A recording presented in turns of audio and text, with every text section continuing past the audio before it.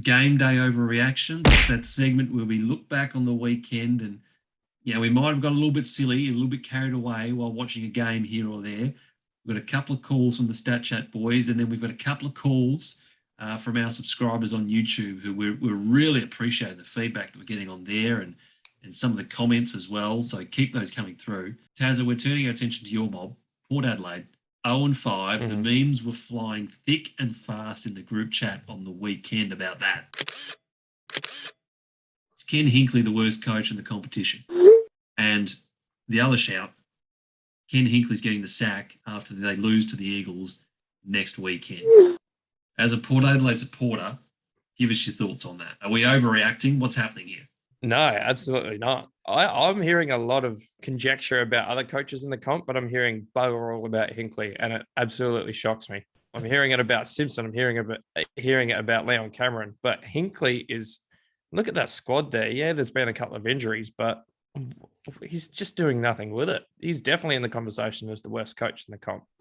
I agree, but I don't think he'll get the sack next week because I think Port Adelaide will win next week. Just quietly. I think it's a genuine shout. I mean, as they're the only team that haven't won a game yet. And obviously you're looking at the team that we picked, and I'm sure many people would have picked as a top 4 contender, starting 0-5. Yes, you got to put some responsibility on the players, of course, but at the top of the hierarchy is the coach. So he's got to be getting majority of the eyes looked at him. So yeah, for me at this point in time, he's got to be considered as the worst coach in the comp. The buck stops with the coach. Given how poor of a start it's been, I think his head's on the chopping block. It certainly is. And then obviously if Ken's gone, where would look next? Koshy.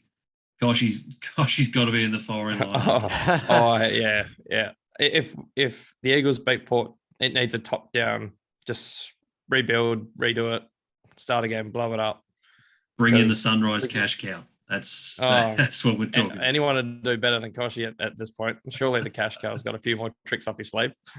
Cody Weightman for the Doggies put in a very impressive first quarter in their very nice win against the Kangaroos on Good Friday. A couple of very early calls. It looked like a big game for him. He only finished with 5 goals, but there was the call that Cody Weightman looks like the next Toby Green. Steve, is that an overreaction? I mean, where do we see this man being in 5 years' time? Is that call because of his playing ability or because he's a dick on the field? I think a bit of both. Yeah. I mean, I think if we're talking the latter, spot on.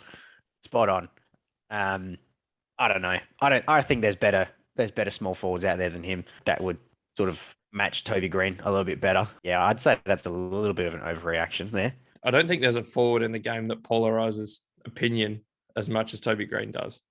And Weightman is the next best thing in that regard, 100%. Only Doggy supporters will love him. I think people are warming to Green now, but for a long time it was only GWS supporters like Green.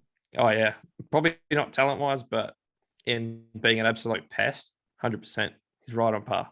And still very young as well, so he's got time to progress. We'll keep an eye on Cody Weightman. I did mention that we've had some comments and some overreactions from our subscribers on YouTube.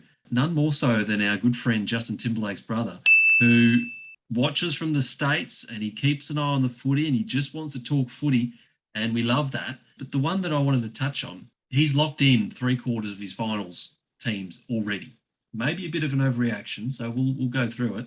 But he's of the opinion that the finals certainties is Melbourne, the Cats, Brisbane, the Western Bulldogs, Carlton, and St Kilda. Steve, where do you sit on this? Overreaction? The only one that really raised a question mark for me a little bit was Carlton. I like the rest of them, I don't mind it. But yeah, Carlton's probably that only one that I have a question mark against. And I think the Swans probably slot in there instead. From what we've seen so far, the teams is listed there, good. Even Carlton, like I said, like the Carlton have looked good, but they're just, I don't know, still a little bit of a question mark for me there. Fade outs are an issue, I think, aren't they? Tazza, comments from you? I like it. I think they're a good 6. Yeah, I'd obviously have Sydney there. I mean, there's 2 more spots to fill in that 8. I think Saints are looking a bit better. Max King seems to be firing on all cylinders at this point. The Bulldogs will turn it around. They're going to be there or thereabouts. come the pointy end of the season. Carlton's ability to run out games and their fourth quarter fade outs worries me for Carlton. If they can't run out games, they're going to get really found out if they're going to concede 40 points in a half to Port Adelaide. That's a problem. I'll just chime in for BT, given he's not up in the league team this week. Saints, I think, still a question mark for me. I just want to see them against a real contender. I know the Richmond win was good, but I'm still not 100% sold on the Saints yet. Yeah, I'm not saying they're not going to play finals. I'm just saying I'm not ready to crown them as a certainty just yet. I think that's probably a little bit too soon for me. But don't mind the call from Justin Timberlake's brother. Very much appreciate the work he's doing there on the YouTube comments, and keep it up.